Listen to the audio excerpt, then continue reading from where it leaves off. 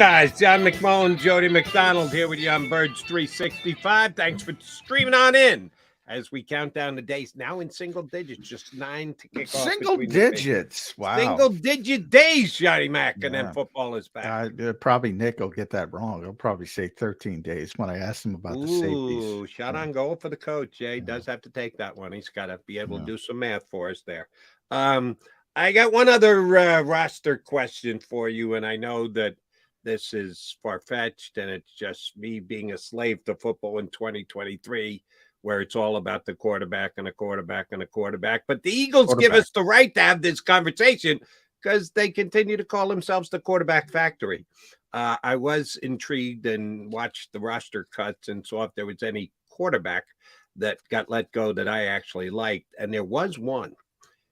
Matt Corral of the Panthers was actually on their original 53-man roster, but then the Panthers put in 3 claims and got 3 players via waivers. So when you claim somebody, if you get them, somebody else has got to go from the 53 that you submitted, and they decided to cut back to only 2 quarterbacks, Bryce Young and Andy Dalton. So they had to release Matt Corral. I watched the game the other night. I think he finished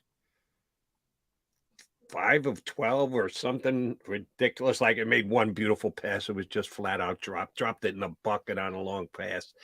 Took off and ran for 25 yards. I really like the kid coming out in the draft 2 years ago, and he's been an injury waiting to happen. He got hurt right at the end of his collegiate career. Sure, he gets hurt in preseason last year, so he never really got a chance to show off his wares. But a practice squad stash. They've already filled out 14 of 16. No quarterback on the practice squad, Johnny Mac. Do you think the Eagles will be looking at a quarterback as a practice squad since they've got 2 more, I don't want to call them voids, but positions to fill? Do you think the team, the quarterback factory, is looking at a potential quarterback to add as one more guy to the practice squad?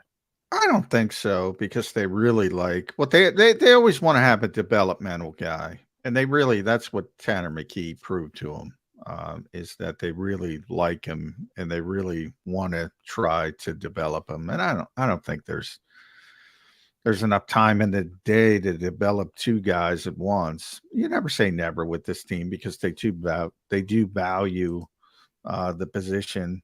It sounds silly, but right, with Jalen Hurts.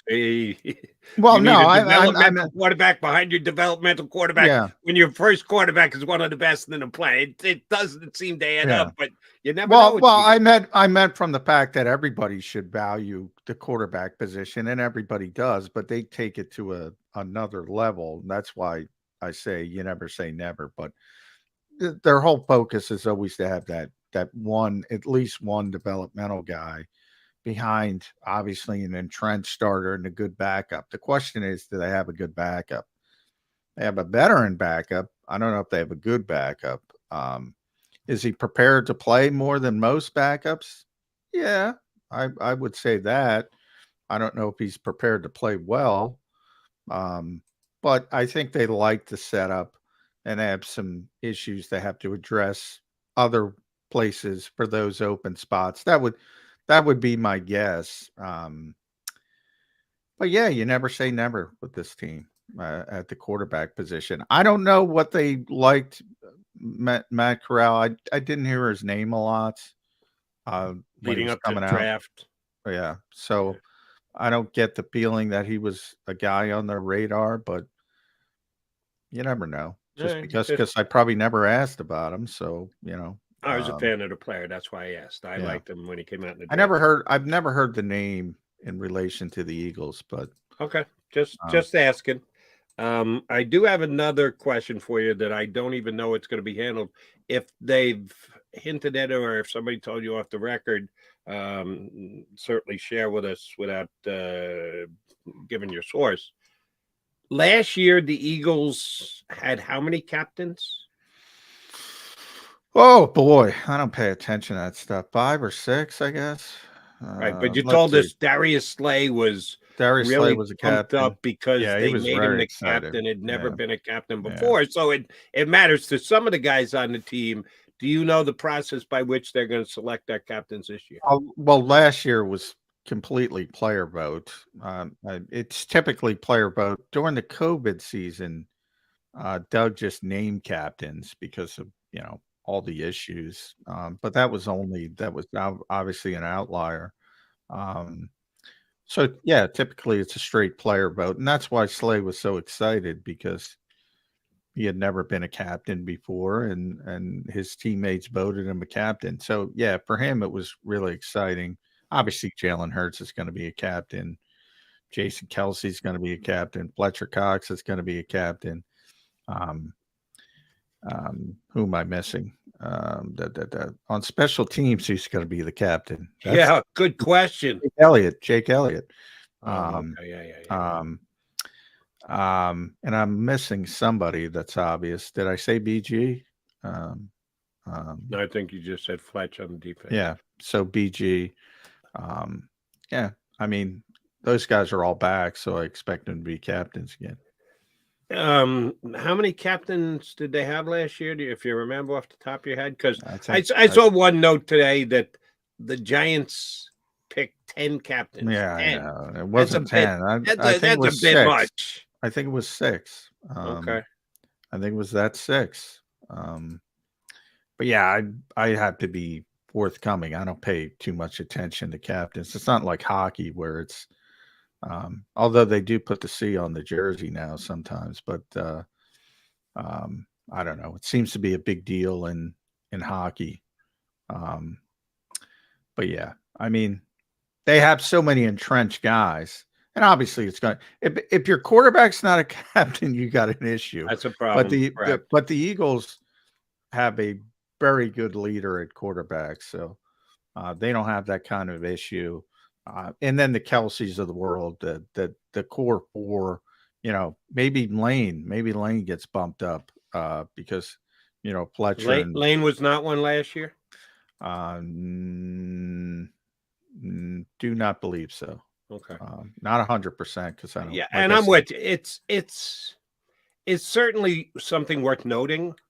And because I remember you telling us about it, Slay was as jacked up as he was because he didn't know it was coming, and then he got it and he took it seriously. And I think it's certainly something that you should acknowledge when the season starts.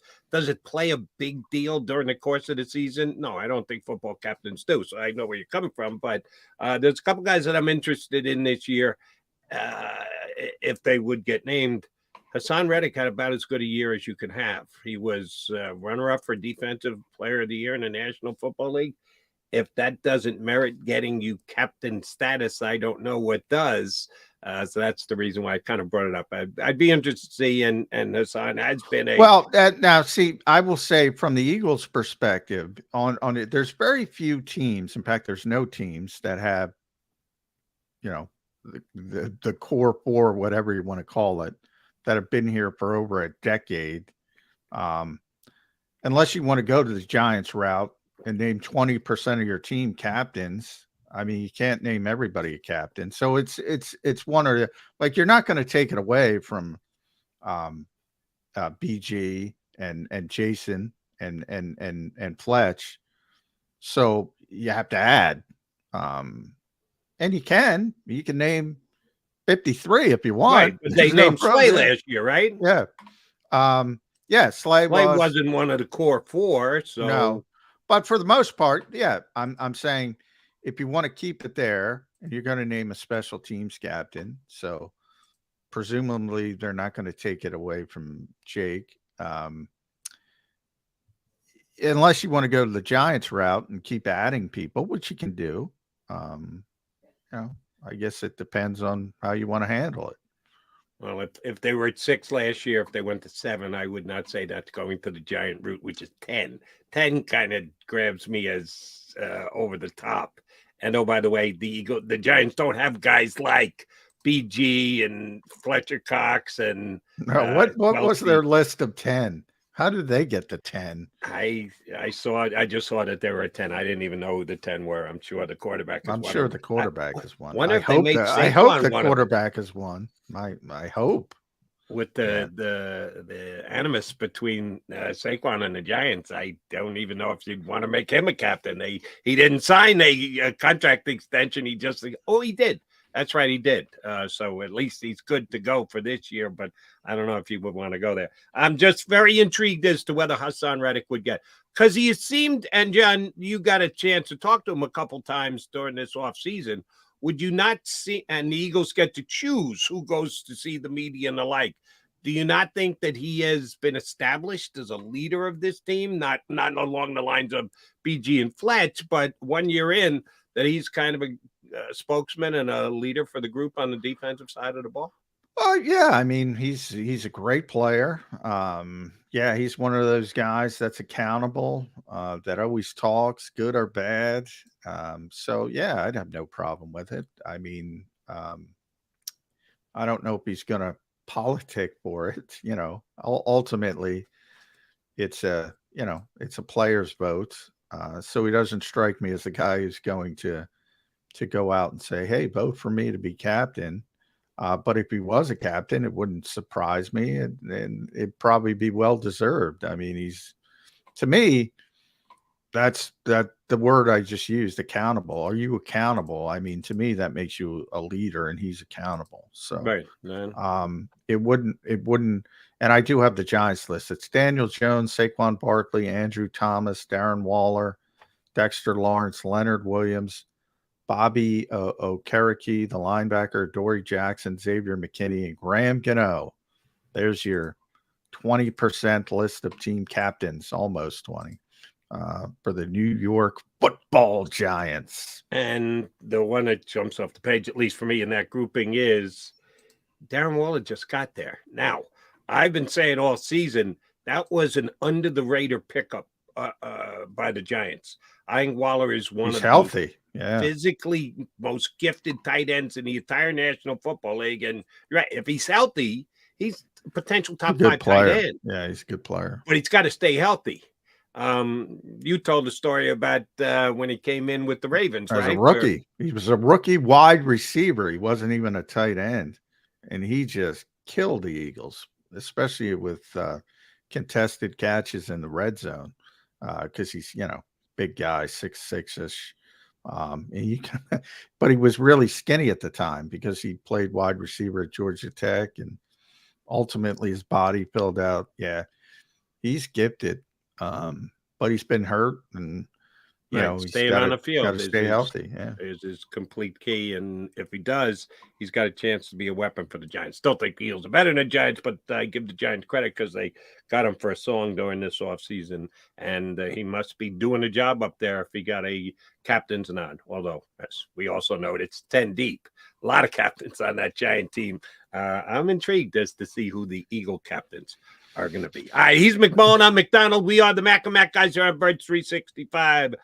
We are scheduled to talk to Eric at home, and I got a text from Eric, says he should be good to go. I texted him earlier. Yeah. Said, you good to go an hour from now? And he gave me the big thumbs up. So yesterday, unfortunately, Eric had to duck out on us. Got an assignment right before the show was supposed to start, but he told me he is assignment free today, and he's going to join us next. Always does a good job when he jumps in with us. Eric Edholm from NFL.com. Going to be up next here on Birds 360.